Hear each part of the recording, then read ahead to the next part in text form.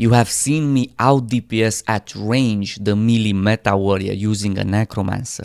You have seen me expose the truth behind the Icebow line casting exploit. You have seen me dominate the challenges that were set before me. Now, bear witness as I single-handedly save the Guild Wars 2 community from the darkness that has befallen it. It is time to end this. It may take some of you a few days to fully understand and assimilate all the information in this video, but you will be talking about it for many months to come.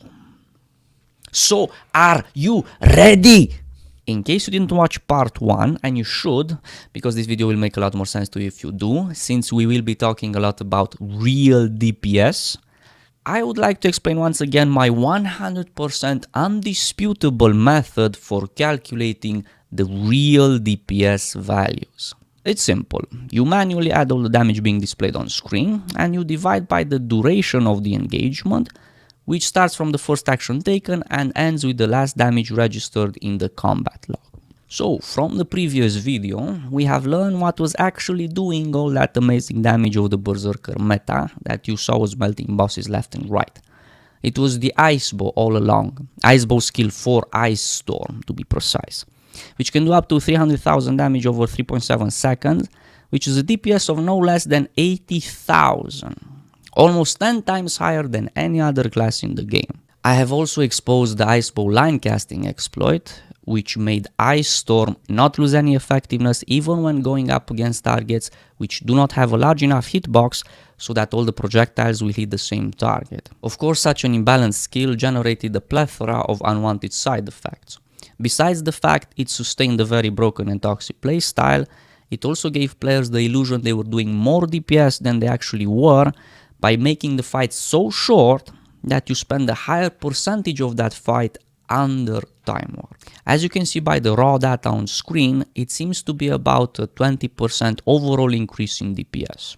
Now, the reason why in my previous video I have compared the real DPS values of the Berserker Meta Warrior with my upcoming Necromancer Glass Cannon build is because I am aware that the Guild Wars 2 community is under the impression that not only does the Necromancer provide absolutely nothing to a team, which is false by the way, it brings a bit of might, a bit of reflect and a lot of debuffing, but also he does considerably less damage than the classes who also provide team support. Some individuals even went so far as to call my undisputable raw data from my previous video as biased and cherry-picked, claiming that Brazil was casual and I didn't use any real pro footage in my analysis, like world records for example. Well now, you know what they say, careful what you wish for, you might just get it. Is this world record good? Snowcrow's actual DPS in that fight, before he picked up the Icebow, was a mere 6,422, half of what Brazil had. And we all know Warrior's DPS stays more or less the same, since he does not have damage modifier versus targets under 50% health. So his DPS would have not increased more than what he had after completing a full damage rotation cycle. Furthermore, this is not even the real world record. I have found an even faster Swampland Fractal completion, 1 minute and 5 seconds done by Narc. His Bloomhanger kill took 17.3 seconds to complete, and his DPS in that fight was 9,750, also lower than what Brazil, the casual, managed to display. There will be some even more mind-blowing conclusions to be drawn from these values, but we will come back to this later on. Suffice to say that Icebow has recently got nerfed and the line casting exploit has been fixed, all ahead of schedule I might add. I wonder if I had anything to do with it. One may never know. Alas, there is still more work to be done. Now, have you ever wondered why no one knew all these mind-blowing facts from part 1? Why the community of Guild Wars 2, instead of asking for a fix on such a broken mechanic, they decided to accept a meta which discriminates classes and builds promotes elitism, and supports a very toxic gaming environment. Who is responsible for what we are currently experiencing on LFG? Who created this unrealistic meta? It was the self-proclaimed top players, was it not? And what did they use to back up all their claims? 100% accurate math calculations. 100% accurate math calculations. Because math is math. You can't go wrong with math, right? Math in a void, they call it.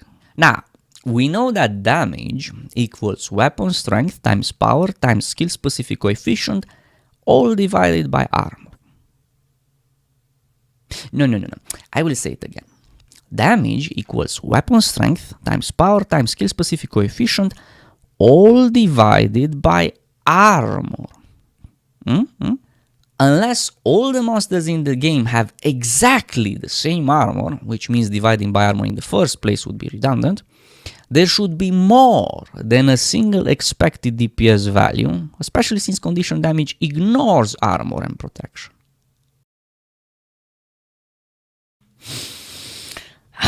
This will be legendary. Now, it recently came to my attention that a certain engineer build made by Nike, condition engineer, not hybrid, even though it uses sinister stat combination, power, precision, and condition damage, and thus it makes it a hybrid by default, that doesn't matter. Condition engineer, which does 20,000 DPS.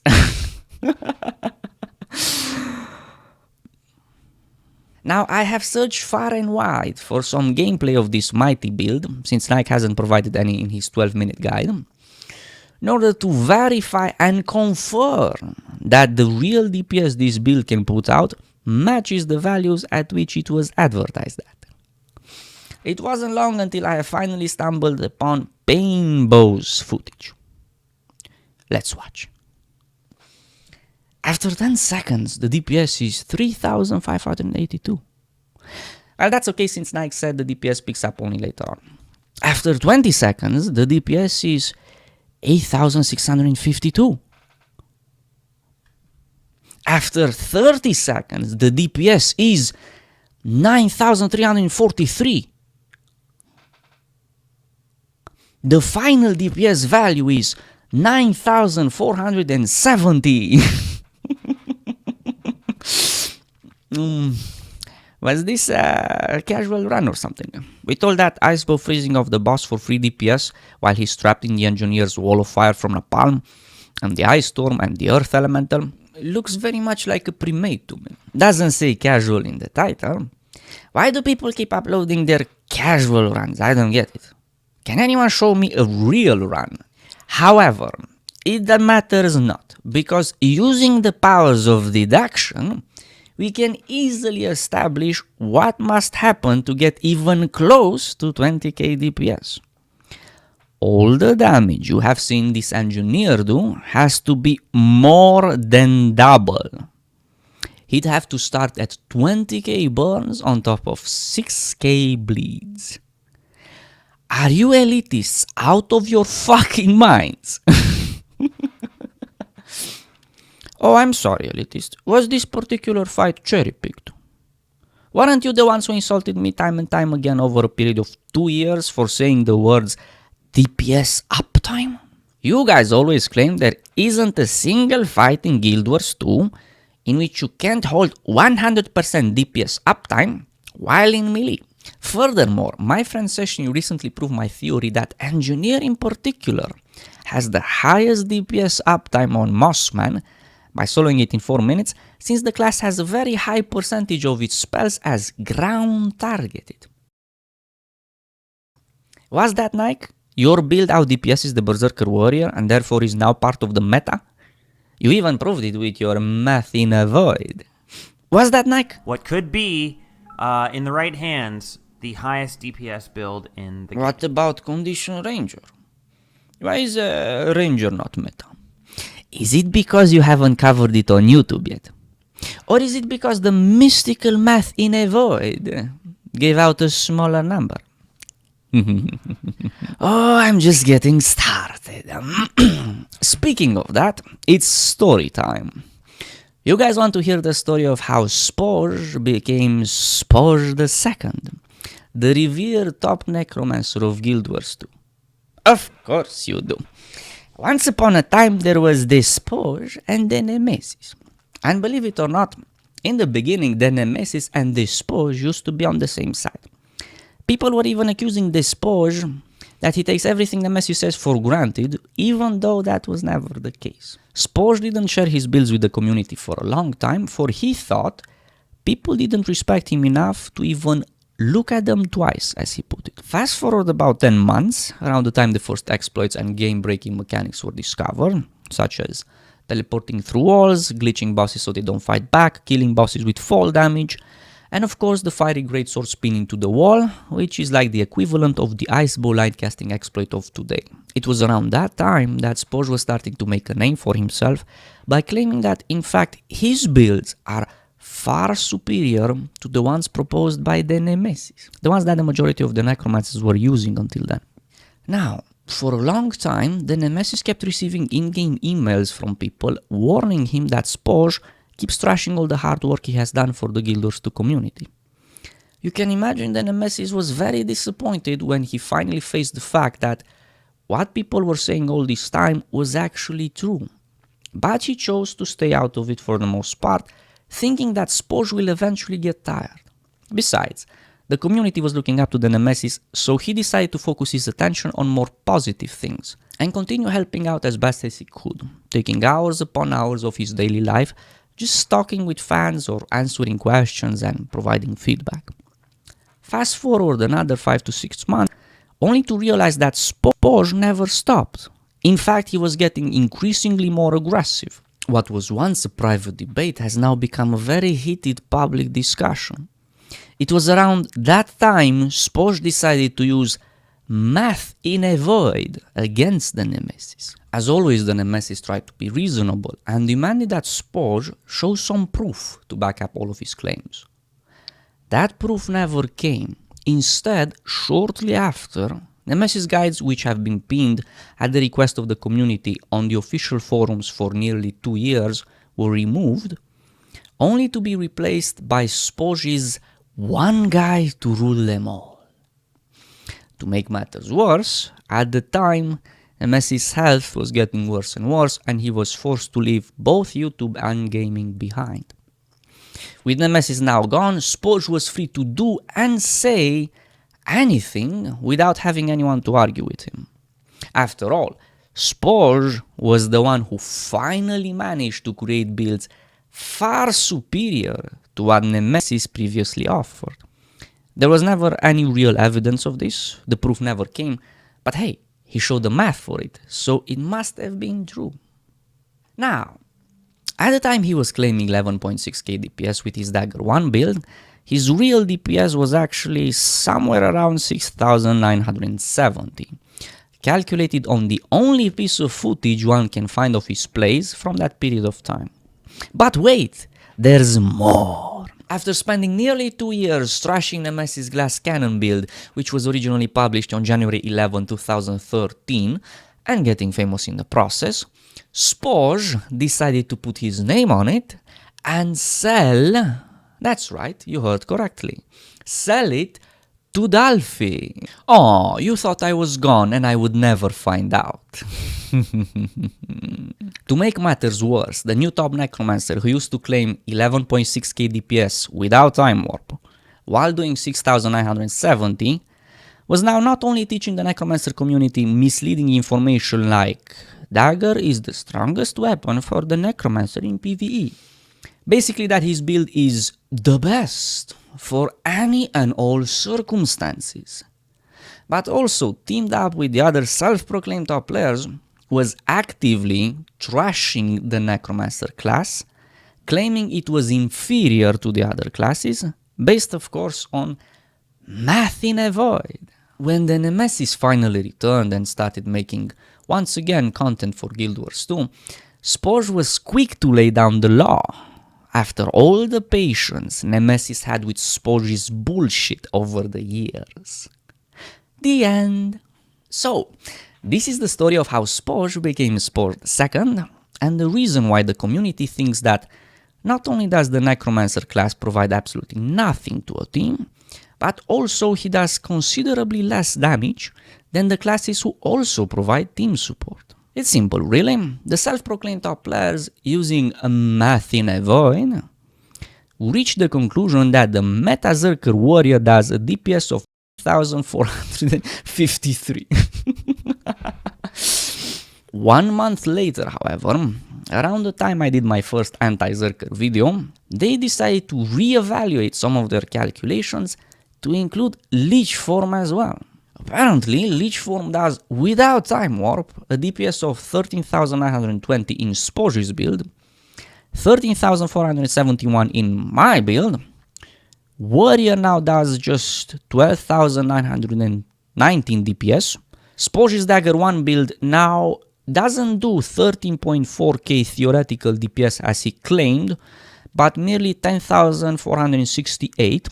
But that's okay, since it's still higher than what my normal Death Shout build would do, which is 9,032. I have no idea why would you separate the two in the first place, since in practice, Leech Form is part of the DPS rotation, but who knows. Despite their latest calculations, they still decided to push the initial meta, which discriminates so many builds and a few classes entirely, as the one true meta, superior over everything in any and all circumstances. And they were very aggressive about it too, publicly criticizing my Cleric Guardian tank healer build in countless occasions. Which is so weird considering the self-proclaimed top players rely on my Cleric Guardian every time they fail. Not my words. I know some of you who are paying close attention are already noticing a second major issue with their math in a void, besides the really obvious one. And you are very much correct. First of all, none of these values are achievable. Leech Form was supposed to do 14,000 DPS without Time Warp, and I only managed to do it with Time Warp while I had Icebow in party to make the fight so short that I have a higher percentage of the fight under Time Warp. I also have no idea what this number actually represents. Did they include wells in the damage rotation? I put wells down and go into Leech Form. Did they include pre-buffing? No one knows. Suffice to say that all the values provided by the Berserker meta are much higher than reality. It's a little something called false advertising. But wait, it gets better. This math is so fake, you can't even downscale it properly. You can go, okay, we'll just assume the real DPS values are 50% lower than what they were advertised at, and we'll keep all the conclusions. No. Leech Form and Warrior DPS were not that far away from the truth, right? Right. Spoj's Dagger 1 build was pretty far off. But when it comes to the Sinister Engineer build,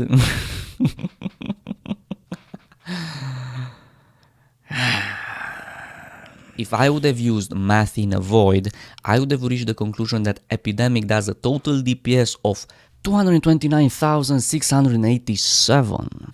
That means Epidemic is the highest hitting AoE skill in the game by far. To put this into perspective for you guys, Warriors would have to hit 229,687 100 blade hits to match it, since the skill is a 3-second channeling skill and hits 3 targets. And also, it has to have no cooldown. It's funny because one of the arguments against the Necromancer class was always that he has no cleave. There you go. The math in a void proved my Necromancer build does a bazillion times more AoE damage than any other class in the entire game. All I have to do now is use this DPS value to formulate a very catchy headline, add in a sexy thumbnail, and declare myself the best Guild Wars 2 player in existence. So you see, my friends, all the conclusions of the Berserker meta were drawn from the math in a void, but all the math is fake. Everything you think you know about damage in Guild Wars 2 is a lie. The meta is a lie. There is no meta. There never was. So, Nike, now that I've shown everyone you are a two-faced, delusional, lying piece of shit, are you going to continue to insult my work while posting fake math all over the place to further delude the community? What you gonna do, man? Huh? What you gonna do? You wanna play rough? We can play rough. Fuck you, you piece of shit. Fucking Eurotrash motherfucker. Fuck you. And before you ask, no, it was not Brazil. All you need to know is that my tentacles are everywhere, and I'm not the only one who's had enough of your bullshit. What's that you say, delusional theory crafters? I use cherry-picked data. Casual runs only, right? Even though some of them were world records. Well now, the Nemesis has anticipated this bitch move, and as a result, I have decided to get you guys a little gift. The true HP value of Mossman and Bloomhanger.